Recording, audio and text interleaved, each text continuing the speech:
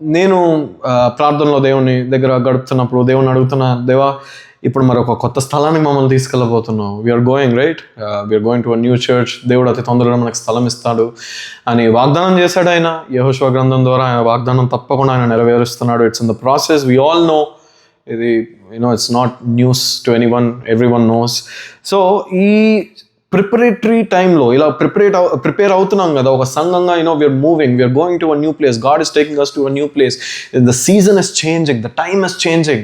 కాలము సమయము యెహోవా వశం అంటున్నాడు దేవుడు. కనుక మన కాలము సమయం మారబోతుంది.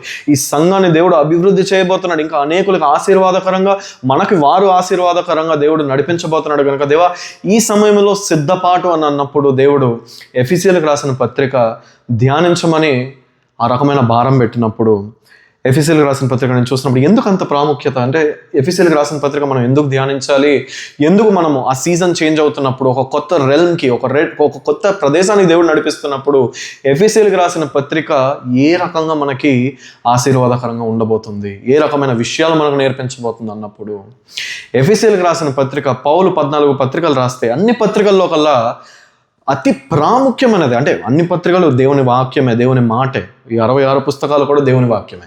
అయితే స్కాలర్స్ కానీ, థియోలాజియన్స్ కానీ పౌలు రాసిన చాలా విషయాలు, they call it the queen of Pauline letters. పౌలు రాసిన లెటర్స్ని పాలిన్ లెటర్స్ అంటారు కదా. సో పౌలు రాసిన పత్రికలు అన్నిట్లో కంటే రాణి, the queen of Paul's letters is Ephesians, the letter to Ephesians, right. So ఏ పరిస్థితుల్లో రాయవలసి వచ్చింది, ఎందుకు రాయవలసి వచ్చింది, చిన్న కాంటెక్స్ట్. ఎందుకంటే ఇప్పటి నుంచి మనం ఒక సిరీస్గా దీన్ని ముందుకు వెళ్దాము. I wanted to start a series on the book of Ephesians. So series అన్నప్పుడు ఈ రోజుతోని మొదలు పెడుతున్నాం కనుక ఒక కాంటెక్స్ట్ లేకపోతే ఒక బ్యాక్గ్రౌండ్ ఇచ్చి ఎందుకు రాయబడుతుంది, దాని నుంచి మనము ఆత్మీయంగా ఎలాంటి పాఠాలు నేర్చుకోవచ్చు, దేవుడు మనల్ని ఎలా సిద్ధపరుస్తున్నాడు. ఎందుకంటే ఇందులో చాలా విషయాలు ఉన్నాయి. నాకు కానీ, ఆరాధన చేస్తున్న వీళ్ళకి కానీ, సంఘంగా ఉన్న మీకు కానీ అన్ని రకాలుగా కూడా దేవుడు చాలా రకాలుగా సిద్ధపరచబోతున్నాడు ఈ వాక్యం ద్వారా. సో చాలా విషయాలు ఉన్నాయి. అయితే దాని కాంటెక్స్ట్ అని అన్నప్పుడు అపోస్తులు రాసిన అపోస్తుల కార్యాల్లోని 19వ అధ్యాయం మీరు చూస్తే కనుక రండి కలిసి చూద్దాము. ఇప్పటికీ I'm still giving you the context of the background, right. So let's turn to the book of Acts, the book of Acts chapter 19. Book of Acts chapter 19. So book of Acts chapter 19లో మీరు అక్కడ చూస్తే మొత్తం చదవక్కర్లేదు, చదవాల్సిన అవసరం లేదు. So ఇక్కడ 20వ వచనం వరకు మీరు చూస్తే కనుక పౌలు మొత్తం 3 మిషనరీ జర్నీస్ మీద వెళ్తాడు కదా, 3 మిషనరీ జర్నీస్ మీద వెళ్తాడు. అయితే 3 మిషనరీ జర్నీస్లోని ఏమవుతుందంటే, సెకండ్ మిషనరీ జర్నీలోని తిరిగి వస్తున్నప్పుడు ఎఫెసీ అనే పట్టణం దగ్గర ఆగుతాడు. ఎఫెసీ అనే పట్టణం దగ్గర ఆగినప్పుడు అక్కడ ఇంకొక 2-3 సంవత్సరాలు తను గడపాల్సి వస్తుంది. ఎందుకంటే తనకు అక్కడ భారం కలుగుతుంది, దేవుడు ఆ భారం కలిగిస్తాడు.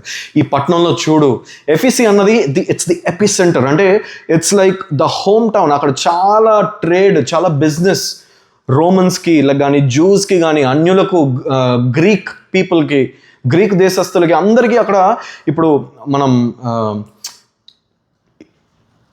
కొన్ని కంట్రీ నేమ్స్ చెప్పినప్పుడు మనకి ప్రాముఖ్యమైన ఆ స్థలాలు, అతి ప్రాముఖ్యమైన స్థలాలు గుర్తొస్తాయి. లైక్ న్యూయార్క్, లేకపోతే హైదరాబాద్ అని కానీ, లేకపోతే ఇలా మనకి ప్రాముఖ్యమైన కొన్ని స్థలాలు మనకి గుర్తొస్తాయి. అంటే అక్కడ ఏం జరుగుతుంది అంటే అక్కడ చాలా ట్రేడ్ జరుగుతుంది బ్రదర్, లేకపోతే అక్కడ చాలా బిజినెస్ జరుగుతుంది, అరే అక్కడ ఐటీ చాలా బాగుంటుంది, చాలా టెక్ కంపెనీస్ ఉంటాయి, ఇలా మనం అనుకుంటాం కదా. సో ఆ రోజుల్లో ఎఫెసీ పట్టణం అన్నది అంత ప్రాముఖ్యం కలిగింది. అంటే అక్కడ అంత బిజినెస్, అంత రకరకాల కల్చర్స్ ఉండేవి అక్కడ, చాలా రకమైన కల్చర్స్.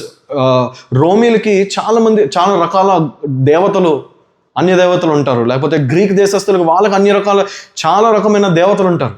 అందులో అందరికంటే ప్రాముఖ్యమైన ఆర్టమిస్ అని అంటారు, ఆర్టమిస్, రైట్. సో 19వ అధ్యాయం మొత్తం నేను చదవలేను, మీరు తర్వాత చూడండి.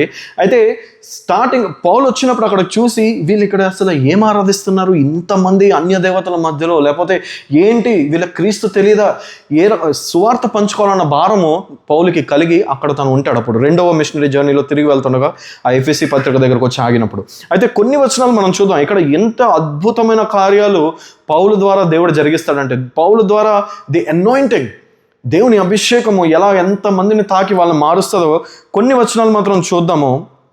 19వ అధ్యాయంలోని నేను చదువుతాను చూడండి.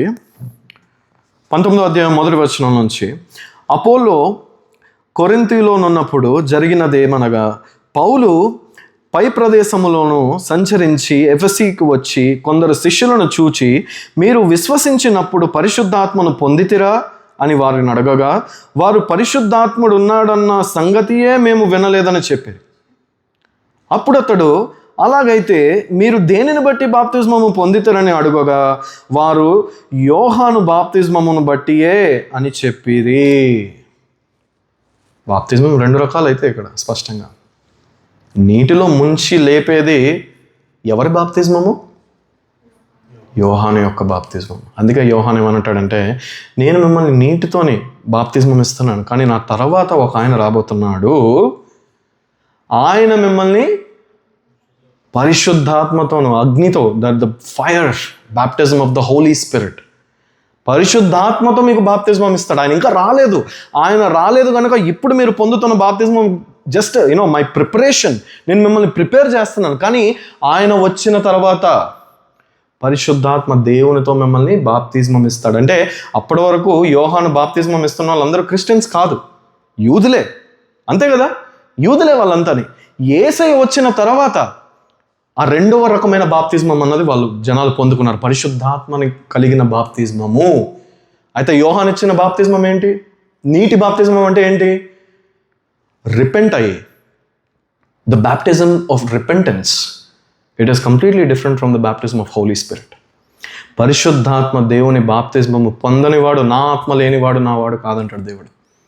పరిశుద్ధాత్మ దేవుని బాప్తిజమం పొందామా లేదా అది మనం గ్రహించుకోవాలి.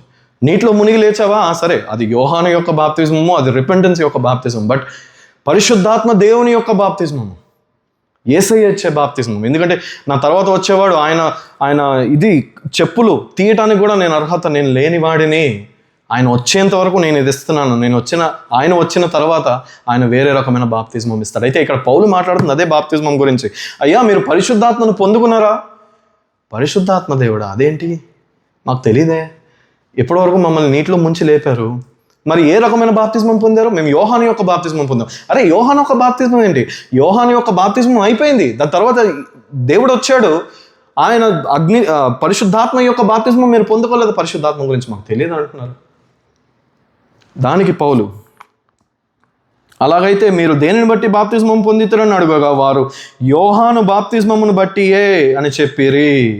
అందుకు పౌలు గమనించండి 4వ వచనం. అందుకు పౌలు, యోహాను తన వెనుక వచ్చిన వాని యందు, అనగా యేసునందు విశ్వాసం ఉంచవలెనని ప్రజలతో చెప్పుచు మారు మనస్సు విషయమైన బాప్తిజమం ఇచ్చానని చెప్పాను. నా తర్వాత వచ్చేవాడిని నమ్మండి అని చెప్పి మారు మనస్సుకు సంబంధించిన బాప్తిజమమే ఇచ్చాడు. మీరు అక్కడే అయిపోతే there is no point. What about the other baptism? What about the other baptism? పరిశుద్ధాత్మ యొక్క బాప్తిజమం ఏది?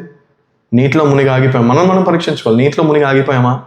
పరిశుద్ధాత్మ దేవుని బాప్తిజమం ఏమైంది? పౌలు అదే అడుగుతున్నాడు. మరి అదేమైంది?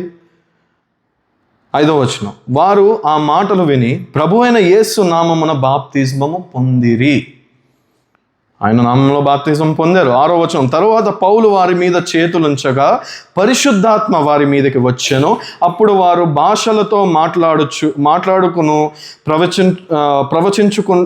ప్రవచించుటకును మొదలుపెట్టిరి. వారందరూ ఇంచుమించు 12 పురుషులు. చూసారా, పరిశుద్ధాత్మ దేవుని యొక్క బాప్తిజం పొందుకున్నారు. ఇప్పుడు ఇంతకు ముందంతా పొందారా? బాప్తిజం పొందారు, పరిశుద్ధాత్మ దేవుని పొందుకోలేదు. పరిశుద్ధాత్మ దేవుని యొక్క బాప్తిజం ఇక్కడ వాళ్ళు పొందుకోవడం మనం చూస్తాం. పౌలు చేతులు వేసి ప్రార్థన చేసిన తర్వాత ఇది ఎఫెసీకి రాగానే, అంటే ఆయన మొదలుపెట్టి ముందుకు వెళ్తున్నాడు. అయితే చూడండి, ఇక్కడ చాలా విషయాలు ఉంటాయి, మనం మొత్తం చూడలేములే, కానీ 20వ వచనం వరకు జస్ట్ చదువుతాను, మీరు వినండి. 8వ వచనం. ఇప్పుడు తరువాత అతడు సమాజ మందిరంలోనికి వెళ్ళి ప్రసంగించుచు దేవుని రాజ్యమును గూర్చి తర్కించుచు ఒప్పించుచు ధైర్యముగా మాట్లాడుచు 3 నెలలు గడిపాను. అయితే కొందరు కఠినపరచబడిన వారై ఒప్పుకొనక జనసమూహము ఎదుట ఈ మార్గమును దూషించుచున్నందున అతడు వారిని విడిచి శిష్యులను ప్రత్యేకపరుచుకొని ప్రతిదినము తురన్ను అను ఒక పాఠశాలలో తర్కించుచూ వచ్చాను. సువార్త మొదలుపెట్టాడు. పరిశుద్ధాత్మ దేవుని గురించి, త్రియేక దేవుని గురించి ఆ పరిచర్య అన్నది మొదలుపెట్టి, సువార్త అన్నది మొదలుపెట్టి చెప్పుకుంటూ వెళ్తున్నాడు. ఎవరైతే తర్కిస్తున్నారో, ఎవరైతే ఒప్పుకోవట్లేదు, వాళ్ళని విడిచిపెట్టి ఎవరైతే విన్నారో ఆ గుంపుని మాత్రం తీసుకొని వెళ్ళి ప్రతి స్థలముకు వెళ్ళి ఆదిమ సంఘం అలాగే కట్టబడింది. మన దగ్గరికి విశ్వాసాలు రాలేదు, మనం వాళ్ళ దగ్గరికి వెళ్ళాం. అర్థమవుతుందండి? That's how evangelism is done. That's how the first church was build. ఆదిమ సంఘంలో అలా జనాలు బయటకు వెళ్ళేవారు, మాట్లాడేవారు జనాలతోని. రోడ్డును పోయే వాళ్ళని ఆపేవారు. ఏమయ్యా, దేవుణ్ణిలో నమ్ముతావా? నీకు యేసుక్రీస్తు అన్న దేవుడు తెలుసా? సువార్త చెప్తాను వింటావా? అసలు నువ్వు ఏ దేవుడిని నమ్ముతావు? ఇలా ఒక రకమైన సంభాషణ, ఒక రకమైన మాటలు ఉండేవి జనాల మధ్యలో. ఉట్టనే ఒక చర్చ్ తీసుకొని ఒక స్థలం కూర్చొని వచ్చినోడు వస్తాడులే, పోయినోడు పోతాడులే, విశ్వాసులు వస్తారులే, వెతుక్కుంటే వాళ్ళు వచ్చేవాళ్ళు ఎప్పటికో వస్తారులే అని కాదు. They use to step out. They used to step out for God. They used to take the good news to the people. They used to go where they are.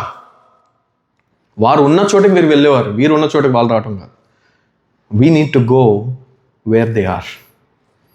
If God is asking you, when He has promised you, I'll make you fisher of men, మనుషులను పట్టేవాడుగా fissure of మెన్గా చేస్తానంటే, think about it. We need to go where the fish is, right? అది ఎక్కడుందో అక్కడికి మనం వెళ్ళి ఆత్మలు పట్టాలి తప్ప వాళ్ళు మన దగ్గరకు వస్తారనుకోండి, వాళ్ళు రారు.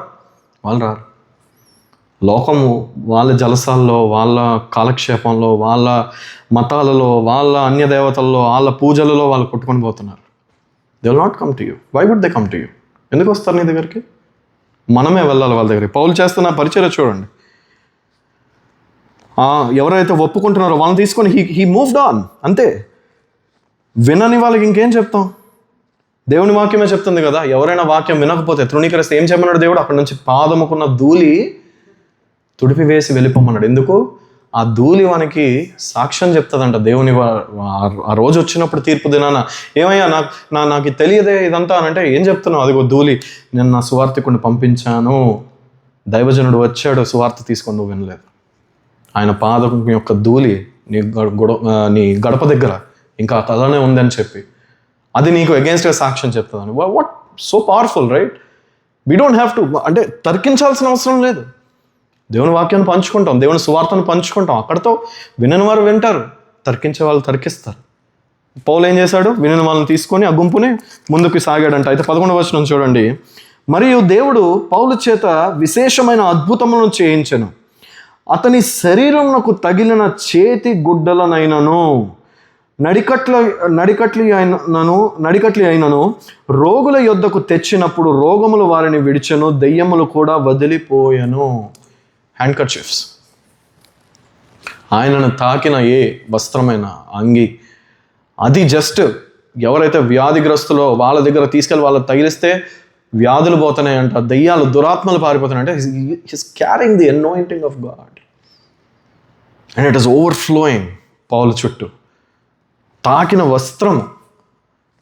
అయితే ఇంకా ముందుకు వెళ్తుండగా 13వ వచనం. అప్పుడు దేశ సంచారులను మాంత్రికులనైన కొందరు యూదులు పౌలు ప్రకటించు యేసు తోడు మిమ్మును ఉచ్చాటన చేయుచున్నాను మాట చెప్పి దయ్యములు పట్టిన వారి మీద ప్రభు అయిన యేసు నామమును ఉచ్చరించుటకు పూనుకొనిరి. యూదుడైన స్కెవాయను ఒక ప్రధాన యాజకుని కుమారులు 7 అలాగూ చేయుచుండిరి. అయితే ఇక్కడ ఏమన్నానంటే, యూదుల్లో ఎక్సార్సిజం, దెయ్యాలను వెళ్ళగొట్టడం ఇప్పుడు కూడా ఉంటుంది. దెయ్యాలు పట్టిన వాళ్ళని మీరు చూడలేదు. మనం దెయ్యాలు పట్టిన, నేను చూశాను మా ఊర్లో. అక్కడ వాళ్ళు ఉంటారు, జనాలు ఉంటారు దెయ్యం పట్టిన వాళ్ళు అంటే కొంతమంది ఎక్స్ట్రీమ్కి వెళ్ళిపోతారు. ఎన్నో అలా ఊగిపోవడం కానీ, పిచ్చి పిచ్చి మాటలు మాట్లాడడం, జుట్టు పీక్కోవడం, ఖర్చుకోవడం, వాళ్ళు గీసుకోవడం, అవి కూడా అంటే ఆ రకమైన మనుషులు కూడా నేను నా ఊర్లో చూశాను. కానీ sometimes it is very subtle as well, right? మన జీవితంలో మనకున్న రహస్య పాపములు అవి కూడా దెయ్యాలే. కామము, అబద్ధం ఆడేది, లేకపోతే వేరే వాళ్ళని చూసి జెలస్ ఫీల్ అయ్యేది, చేదు, ఇవన్నీ కూడా దెయ్యాలే. కనబడని దెయ్యాలు ఉంటాయి, ప్రతి మనిషిలోనే ఉంటాయి. అయితే అలాంటి ఒక మనిషిని వాళ్ళు ఆ దెయ్యాలు పోగొట్టడానికి కొంతమంది యూదులు ఏం చేశారంట, ఈ పౌలు ప్రకటిస్తున్న యేసు ఉన్నది కదా, ఆ నామంలో ఈ దెయ్యాలను వెళ్ళగొట్టాలని చెప్పి ఆశపడుతూ అలా దెయ్యాలు పట్టిన వాడి దగ్గరికి వెళ్ళి, పౌలు ప్రకటిస్తున్నాడే ఆ యేసు నామంలో మిమ్మల్ని వెళ్ళగొడుతున్నాము అని చెప్పి అంటున్నారంట. దానికి ఏమైందో చూడండి. 14. యూదుడైన స్కెవాయను ఒక ప్రధాన యాజకుని కుమారులు 7 అలాగూ చేయుచుండిరి. 15 అందుకు ఆ దయ్యము, నేను యేసును గుర్తెరుగుదును, పౌలును కూడా ఎరుగుదును, కానీ మీరెవరు అని అడుగగా, ఆ దయ్యము పట్టిన వాడు ఎగిరి వారి మీద పడి వారిలో 2 లొంగదీసి గెలిచెను. అందుచేత వారు దిగంబరులై గాయము తగిలి ఆ ఇంట నుండి పారిపోయిరి. దెయ్యం అందంట, నాకు యేసు తెలుసు, యేసును ప్రకటిస్తున్న పౌలు కూడా తెలుసు, మీరెవర్రా అన్నాడు. అడిగి వారి మీద పడి వాళ్ళని దిగంబరులుగా చేసి, నేకెడ్, బట్టలు చింపేసి అంతా చేసి వాళ్ళని స్వాధీనపరుచుకొని ఒక రకంగా వాళ్ళని హింసించి పరుగులెత్తేలాగా చేసిందంట, నేకెడ్గా స్ట్రీట్స్ మీద. This is what happens if you try to imitate someone else's anointing. వేరే ఒకరి మీద ఉన్న అభిషేకము కానీ, వేరే ఒకరు చేస్తున్న పరిచర్య కానీ, వేరే ఒకరు చేస్తున్న ఏ విషయంలో అయినా కూడా నీ జీవితంలో నువ్వు నక్క ఏమంటారు, పులిని చూసి నక్క వాతలు వేసుకున్నట్ట.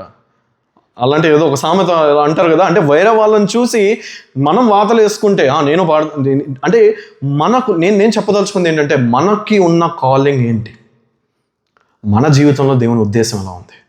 చాలా ఉన్నతమైన ఉద్దేశం దేవుడు కలిగి ఉన్నాడు.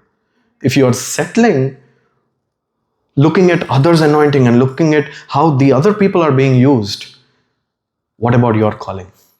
What about God is calling to do in your life? అదెవరు చేస్తారు?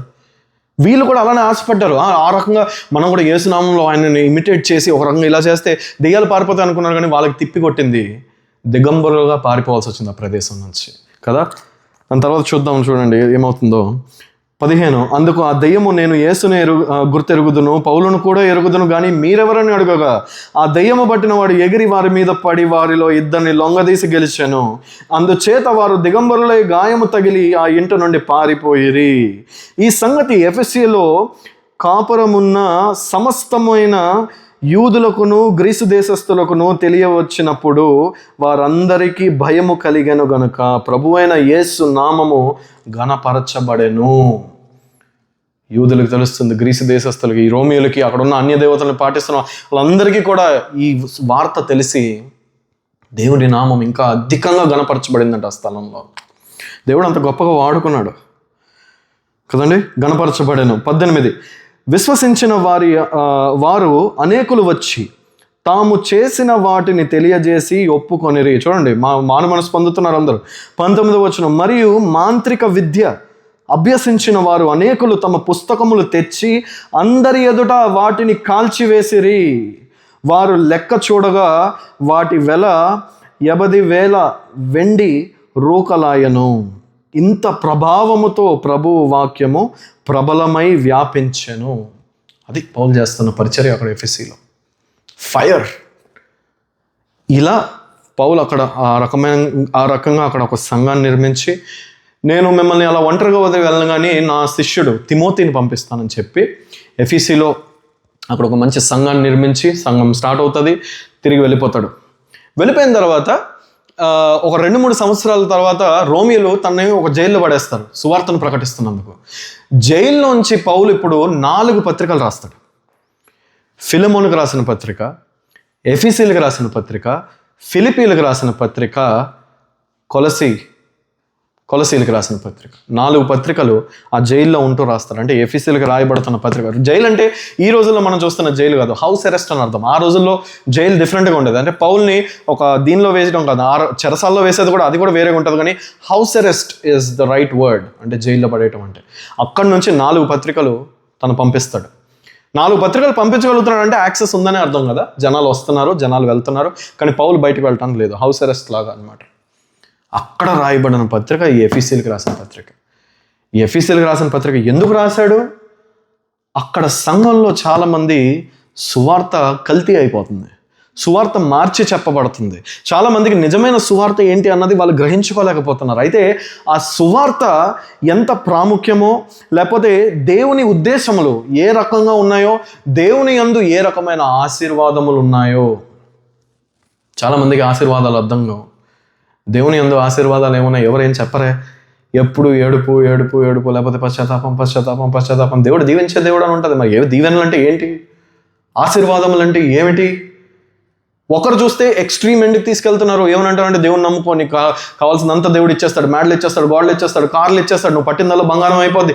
ఆ రకమైన ప్రాస్పెరిటీ గాస్పెల్ చెప్తుంటే వేరే ఒకరేమో దేవుడు దీవించడు, ఏం ఉండదు, జస్ట్ ఏడవాలి, రిపెంట్ అవ్వాలి, ఆయన చెప్పినట్టు చేయాలి, ఆ బానిసలా బతకాలి అంతే, తిరిగి అడగకూడదు, దేవుడు చెప్తే చేసేయాలి అంతే, తిరిగి అడగకూడదు, తిరిగి ప్రశ్నించకూడదు, తిరిగి ఇలా అలా ఒక ఎక్స్ట్రీమ్ అటు ఉంటుంది. బైబిల్ ఏం చెప్తుందంటే ఒక బ్యాలెన్స్డ్ వ్యూ చెప్తుంది. ఎస్, హీఈస్ అ సావరెన్ గాడ్, ఆయన సర్వము పైన అధికారం కలిగిన దేవుడు. కుమ్మరిని ఏ పాత్ర అయితే చేయబడిందో అది వచ్చి అడగటానికి లేదు కదా, నన్ను ఎందుకు ఇలా చేస్తాను, నన్ను ఎందుకు ఇలా వాడుకుంటాను, లేదు, అది చేయబడిన వాని ఇష్టం. దేవుడు ఏ రకంగా ఎవరిని వాడుకుంటాడు. ఇక్కడ నలుగురేమో ఉన్నామా, ఇక్కడ ఇంతేమో నా జీవితంలో ఈ నలుగురు ఈ ఐదుగురు ఇలానే ఉండిపోతుందేమో, నాకు తెలియదు. అడిగే ప్రశ్న, అడిగే హక్కు నాకు లేదు. దేవుడు నన్ను ఎలా వాడుకుంటాడు అలా వాడుకుంటాడు. నా జీవితం అంతా నేను అక్కడ అటీవలో ఆ 15 మందికి ఈ నలుగురు మధ్యలో ఇంతే దేవుడు విస్తరింపజేయాలని నాకు ఉంది. దేవుడు నన్ను అభివృద్ధి చేయాలని, because I want to grow in my life. మీకు కూడా అలాంటి ఆశ ఉంటుంది కదా. మనం కూడా ఇక్కడ ఉన్న ప్రతి ఒక్క బిడ్డ వాడబడుతున్న ఏదో ఒక రకంగా సంఘాల్లోనే.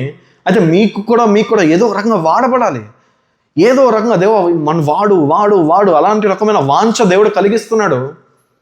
మంచిదే, కానీ అభివృద్ధి చేయకపోవడం కూడా ఆయన ఇష్టమే. మనకున్న దానిలో మనం సంపూర్ణంగా దేవుని సేవ చేస్తున్నామా చేయట్లేదా, మనం 100% మన బెస్ట్ ఇస్తున్నామా లేదా, that's it, end of the day. Don't worry about numbers, don't worry about growth and everything. It's in God's hand. అల్పములో విశ్వాసం కలిగి ఉంటే అధికములో కూడా నేను నమ్ముతాను, అధికములో కూడా నువ్వు విశ్వాసం కలిగి ఉంటావు అంటాడు దేవుడు. ఆ దినం వచ్చేంత వరకు యోసేపును దేవుని వాక్యము పరిశోధిస్తా వచ్చిందని ఉంటుంది.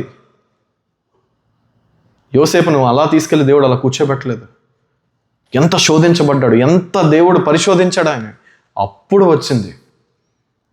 కొలిమిలోంచి తీసుకుని వెళ్తాడు. అయితే బయటకు వచ్చినప్పుడు సువర్ణము వలె ఉంటానంటాడు యోబు. అలాంటి దానిలోంచి దేవుడు తీసుకొని వెళ్తాడని. ప్రతి ఒక్కరూ అలాంటి దాని నుంచి గోత్రు అవ్వాలి. రాత్రికి రాత్రి హెచ్చింపు రాదు. నన్ను అయితే మోటివేట్ చేసేది అదే, brother why do you do this, లేకపోతే ఏంటి మోటివేషన్ అంటే అదే. ఏదో ఇస్తాడనో లేకపోతే ఏదో చేస్తాడనో, నా జీవితంలో బ్లెస్సింగ్స్ కుమ్మరిస్తాడనో కాదు.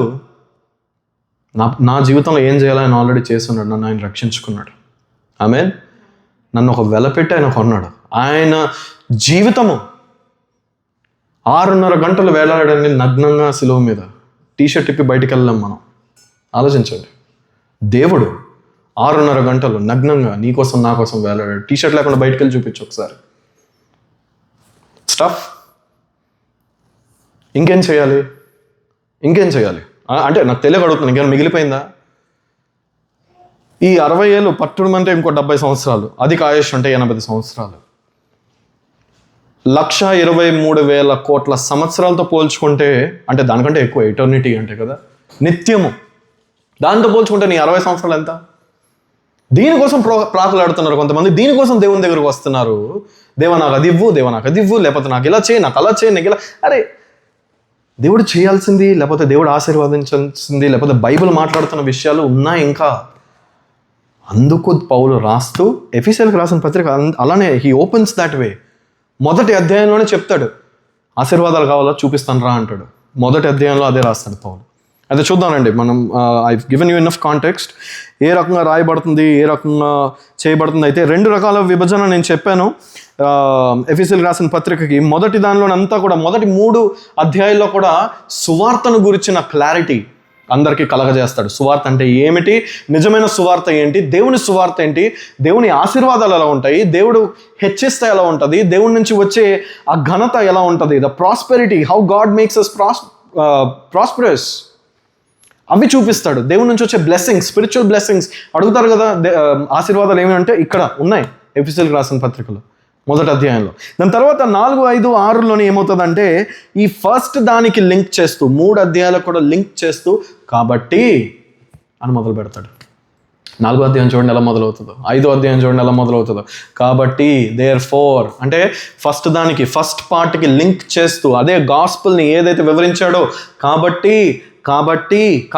అని చెప్తూ 4, 5, 6 ఒక క్రైస్తవుడు ఇలా జీవించాలి, ఒక క్రైస్తవుని జీవితం ఇలా ఉండాలి, ఒక క్రైస్తవుని ఫ్యామిలీ వాల్యూస్ ఒక హస్బెండ్ ఎలా ఉండాలి, ఒక వైఫ్ ఎలా ఉండాలి, ఒక చిల్డ్రన్ ఎలా ఉండాలి, practical application of gospel. Beautiful letter I'm telling you. మొత్తం మనం అదే ధ్యానిద్దాము. అయితే ఈరోజు మాత్రం జస్ట్ మొదటి అధ్యాయంలో కొన్ని వచనాల వరకు మనం చూద్దాము. మొదటి అధ్యాయం తిప్పండి, ఎఫెసీయులకు రాసిన పత్రిక మొదటి అధ్యాయము.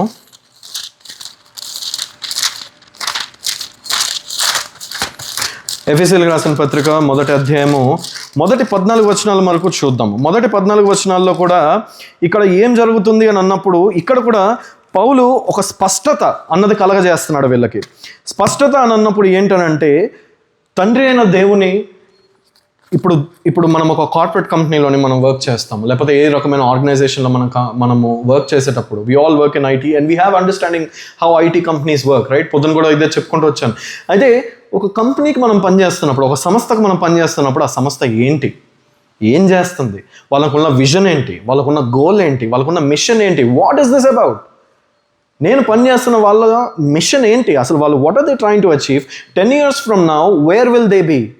వారు ఏం చేయబోతున్నారు, నేను ఎలాగ వాళ్ళకి చేయబోతున్నాను, నేను ఒక ఎంప్లాయీగా వారికి నేను ఎలా సహాయపడబోతున్నాను అన్న క్లారిటీ మీకు లేకపోతే మీరు చేసే పనిలో అర్థం ఉంటుందా? ఉండదు. మీరు పనిచేసే సంస్థ ఏం చేస్తుంది, ఎటు వెళ్తుంది, వాళ్ళకు ఒక మిషన్ ఉంది, వాళ్ళకు విజన్ ఉంది, అది మీకు ఒక ఎంప్లాయీగా మీకు తెలియకపోతే then there is no point. అలానే ఎందుకు తెలియాలి అని అన్నప్పుడు, వాళ్ళు చేసే పనికి మనం చేసే పనికి అలైన్మెంట్ ఉంటుంది, లేకపోతే మిస్అలైన్మెంట్, కంప్లీట్గా మిస్అలైన్మెంట్ ఉంటుంది. There is no point in working. అలానే ఒక క్రైస్తవునిగా దేవునికి కూడా ఒక మిషన్ ఉంది. Our God is a missionary. Our God is a visionary. He has a vision. He has a mission. So దేవుని మిషన్, దేవుని విజన్ నీకు ఒక క్రైస్తవునిగా అర్థం కాలేదనుకో, విశ్వాస జీవితంలో నువ్వు ఆ మతభ్రష్టత్వంలోకి వెళ్ళిపోతావు ఒక దినం.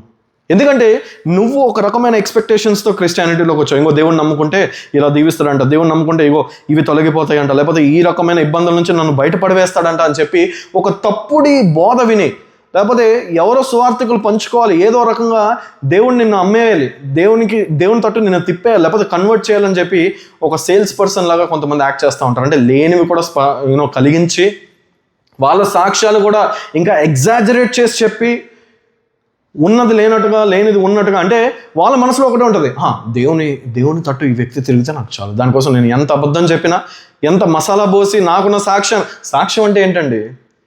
మీ సాక్ష్యంలోనే నిజాయితీ లేకపోతే అది ఏం సాక్ష్యం అవుతుంది? దానిలో కూడా మళ్ళీ దాన్ని ఏదో రకంగా హెచ్చించి, దేవుని గొప్పగా లేనివి కూడా సృష్టించి చెప్పి, ఈ మనిషిని ఏ రకంగా దేవుని తట్టు తిప్పుతావు. తర్వాత ఏమవుతుంది? సరైన పునాది లేదంటే కనుక, ఈరోజు పాస్టర్ గారు చెప్తా వచ్చారు కదా ఇంగ్లీష్ దానిలో, ఏ రకమైన పునాది మీద కడుతున్నాం? బండ మీద కట్టుకోవాలని, ఇసుక మీద కాకుండా దేవుని వాక్యం అనే బండ మీద. పెట్రాస్ ఆయన అన్నాడు కదా ఈరోజు. పేతురు అన్న పేరు ఆయనకి ఎలా వచ్చిందండి? సైమన్ కదా, సీమోన్, పేతురు. అందరు ఏమంటున్నారు నా గురించి? అయ్యా, శిష్యుల్ని అడుగుతున్నాడు దేవుడు, ప్రభు అడుగుతున్నాడు శిష్యుల్ని, ఏమంటున్నారు అందరు నా గురించి? వాళ్ళు వెళ్తున్నారు ఫిలిప్పీ, సిజేరియా, ఆ మార్గంలో వెళ్తున్నప్పుడు దేవుడు అడుగుతాడు ఈ మాట, ఏమంటున్నారు అందరు నా గురించి?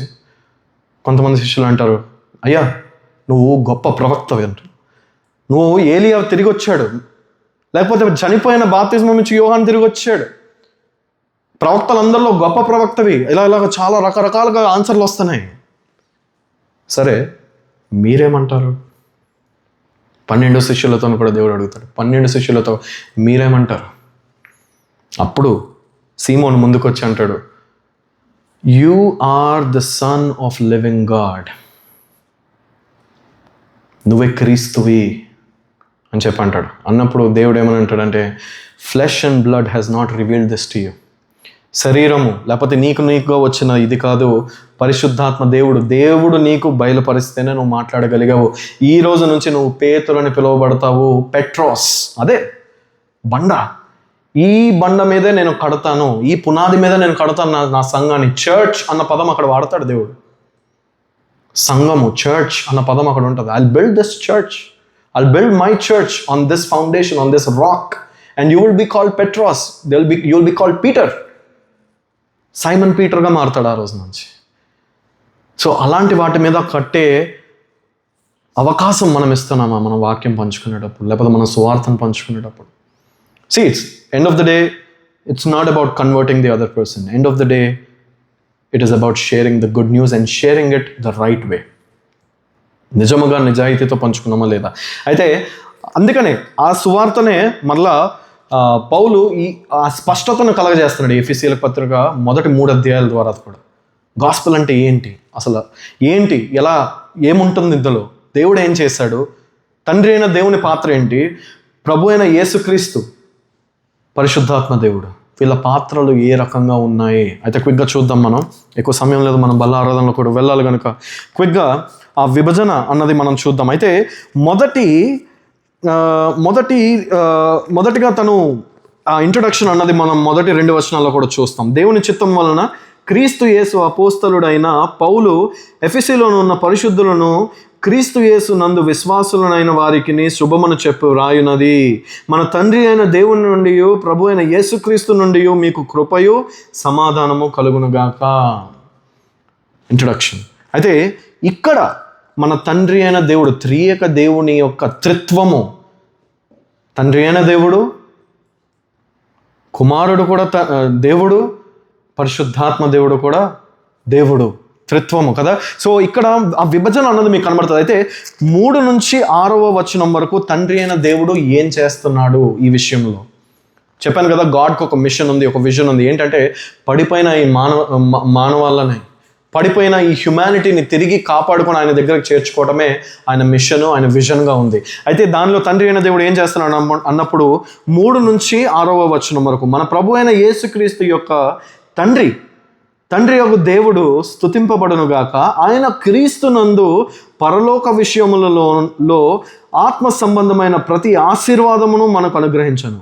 చూడండి, ఎట్లనగా తన ప్రియుని యందు తాను ఉచితముగా మనకు అనుగ్రహించిన తన కృపా మహిమకు కీర్తి కలుగునట్లు తన చిత్త ప్రకారమైన దయా సంకల్పము చొప్పున యేసుక్రీస్తు ద్వారా తనకు కుమారులుగా స్వీకరించుటకై మనల్ని ముందుగా తన కోసము నిర్ణయించుకొని మనము తన ఎదుట పరిశుద్ధమును నిర్దోషములై ఉండవలనని జగత్ పునాది వేయబడక మునుపే ప్రేమ చేత ఆయన క్రీస్తులో మనలను ఏర్పరచుకొనెను.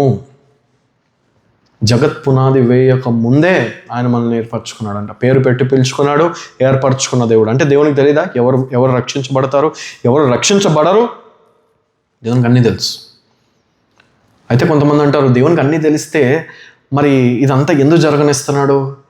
లేకపోతే దేవునికి ముందే తెలుసు కదా పండు తింటారని, దేవునికి ముందే తెలుసు కదా ఈ వ్యక్తి రక్షించబడతాడు, ఈ వ్యక్తి నరకానికి పోతాడు, ఈ వ్యక్తి మధ్యలోనే తొలగిపోతాడు, ఈ వ్యక్తి బాగా వాడబడతాడు, లాస్ట్కి వచ్చేసరికి యూదా ఇస్కరియోతు కదా, లాస్ట్కి వచ్చేసరికి ఏదో రకంగా తేడా కొట్టి విశ్వాసం కోల్పోతాడు.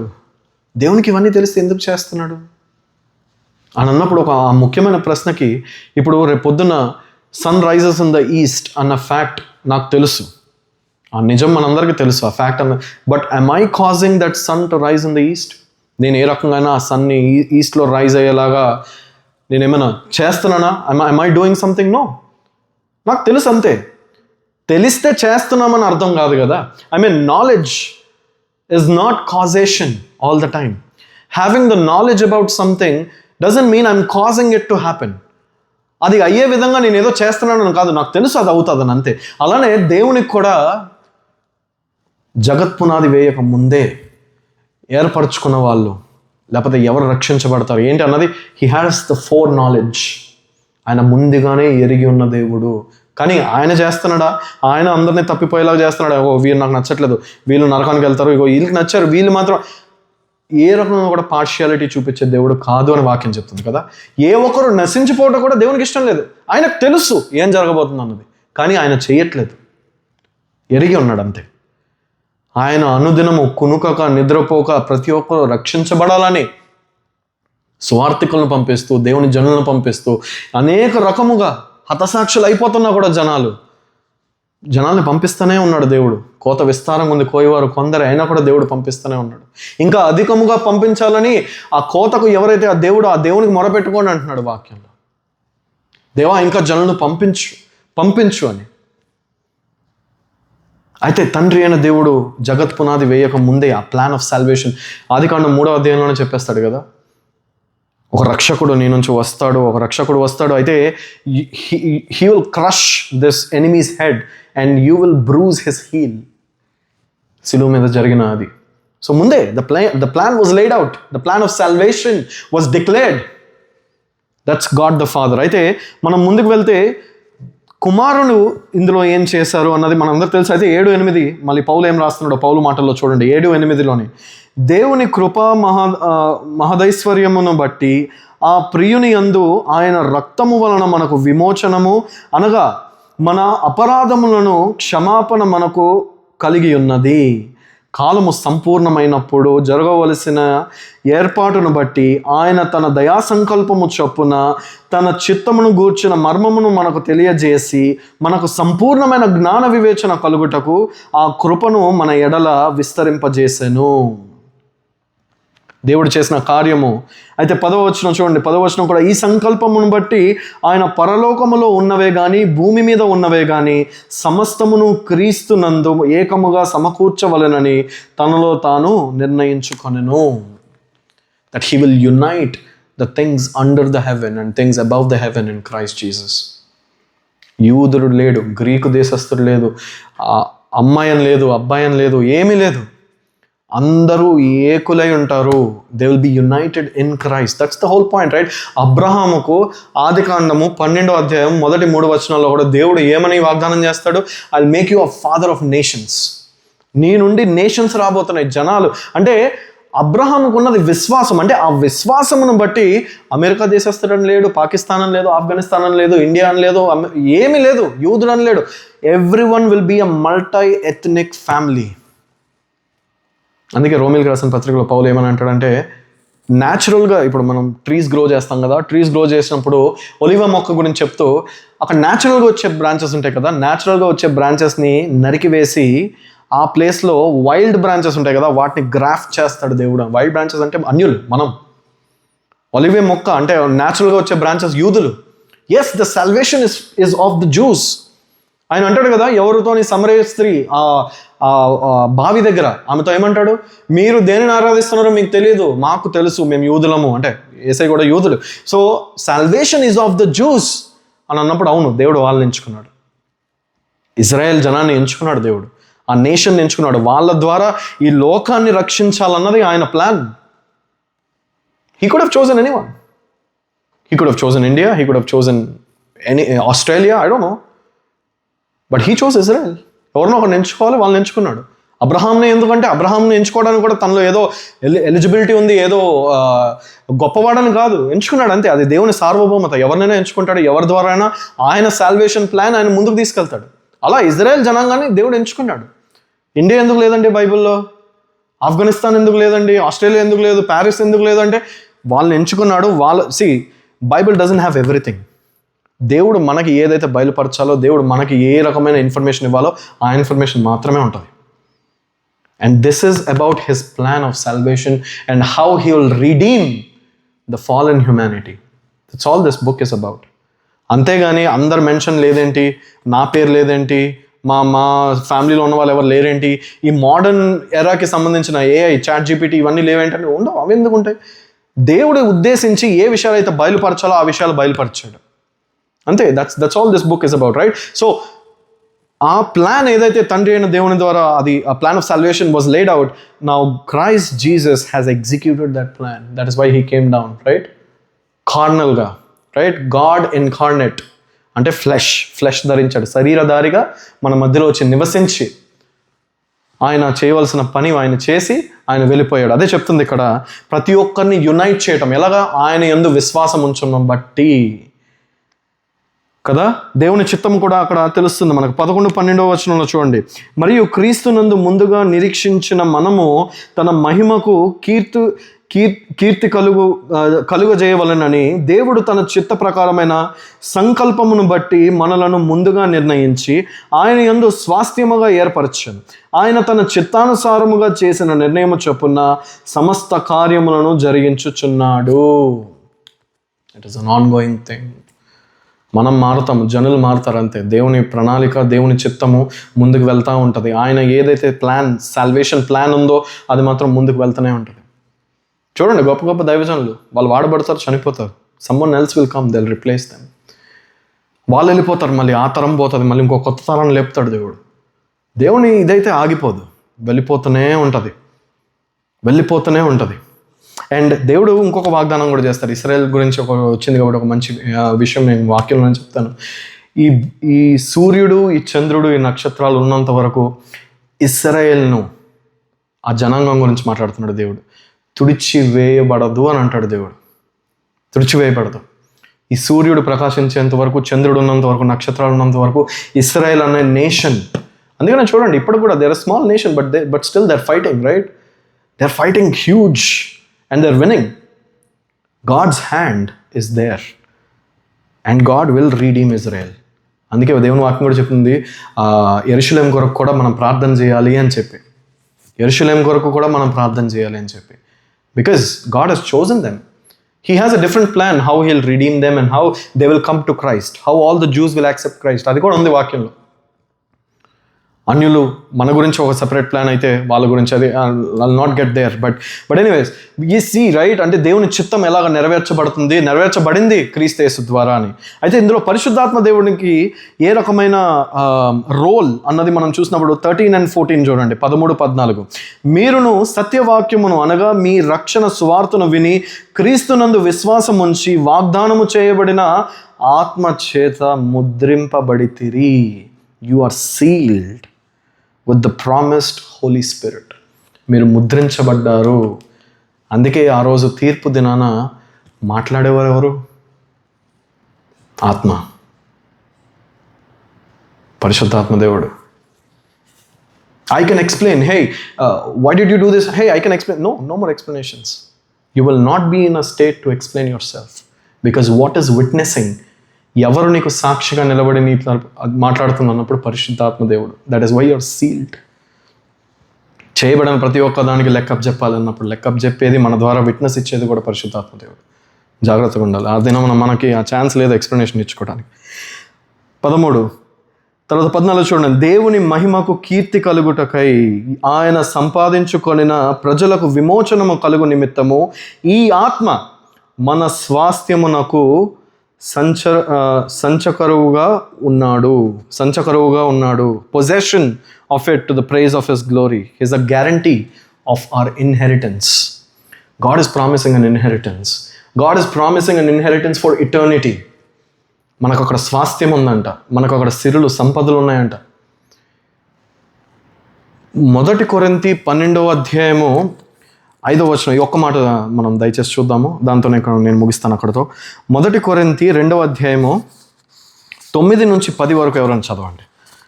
స్వాస్థ్యము, సిరులు, సంపదలు అని మాట వచ్చింది కాబట్టి నేను చూపించదలుచుకుంటున్నాను. 1 కొరింథీ 2వ అధ్యాయం చూడండి, 9-10 వచనాలు అనుకుంటాను. ఒకసారి దయచేసి.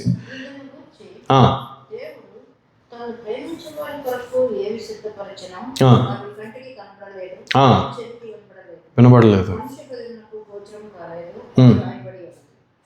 మనకైతే దేవుడు వాటిని తన ఆత్మ వలన బయలుపరిచి ఉన్నాడు. ఆ ఆత్మ అన్నింటినీ దేవుని మర్మములను కూడా పరిశోధించుచున్నాడు. ఆమేన్. ఏ చెవి విననిది, ఏ కనులు చూడనిది, అలాంటివి దేవుడు మన కొరకు సిద్ధపరిచి ఉన్నాడంట. కనబడే వాటి కోసం, వినబడే వాటి కోసం ఆశపడుతూ ప్రాకులాడుతున్నామా? నేటి దినాన మనం జ్ఞాపకం ఉంచుకోవాల్సిన విషయం, ఏ కన్ను చూడనిది, ఏ కనులు చూడనిది, ఏ చెవి విననిది, నీ హృదయం గ్రహించలేనిది, నీ ఊహకు అందనిది, అలాంటి విషయాలు దేవుడు మన కోసం సిద్ధపరిచున్నాడు. పరిశుద్ధాత్మ దేవుడు ఆ మర్మాలను కూడా మనకు తెలియజేస్తున్నాడు వాక్యం ద్వారా. దేవుడు మనతో మాట్లాడే దేవుడు అని. అయితే రాబోతున్న కొన్ని వారాల్లో మనం ఎఫెసీయులకు రాసిన పత్రికలో ముందుకెళ్దాం. అయితే తండ్రి అయిన దేవుడు, ఈరోజు మనం చూసింది ఒక్కటే, సువార్త ఏంటి, తండ్రి అయిన దేవుని రోల్ ఏంటి దానిలో, దాని తర్వాత మన కుమారుడైన యేసుక్రీస్తు, దాని తర్వాత పరిశుద్ధాత్మ దేవుడు. అది మనం ఈ దినమున చూసాము. ఎఫెసీయులకు ఎందుకు రాయబడాల్సి వచ్చింది, ఎందుకు రాస్తున్నాడు ఈ పత్రిక, దాని తర్వాత ముందు రాబోతున్నది, అది ప్రాక్టికల్గా మన జీవితంలో మనం ఎలా అప్లై చేసుకోవాలి. We're going to grow as a church. So what are few things he is going to talk about a lot of things. ఒక సంఘం ఎలా ఉండాలి, ఒక సంఘంలో ఎలాంటి ఆర్డర్ ఉండాలి, ఎలా ఒకరికొకరు ఆ బర్డెన్, ఆ భారం కలిగి ఉండాలి, ప్రార్థన అన్నది ఎంత ఉపయోగం, చాలా ఉన్నాయి విషయాలు. సో దేవుడు ఆ భారం నాకు పెట్టాడు కనుక ఈ 14 వచనాల వరకు మనం ఆపి రాబోతున్న వారం ఇంకా ఇక్కడ నుంచి మనం కంటిన్యూ చేద్దాము. మన బల్ల ఆరాధనలో కూడా ఉంది కనుక మనం దీనిలోకి వెళ్ళే ముందు ఒక చిన్న ప్రార్థనతోనే మనం ఇక్కడ వాక్యం ముగించి మనం బల్ల ఆరాధనలోకి వెళ్దాం. ఈ సమయంలో ఏ రకమైన అయోగ్యత ఉన్నాను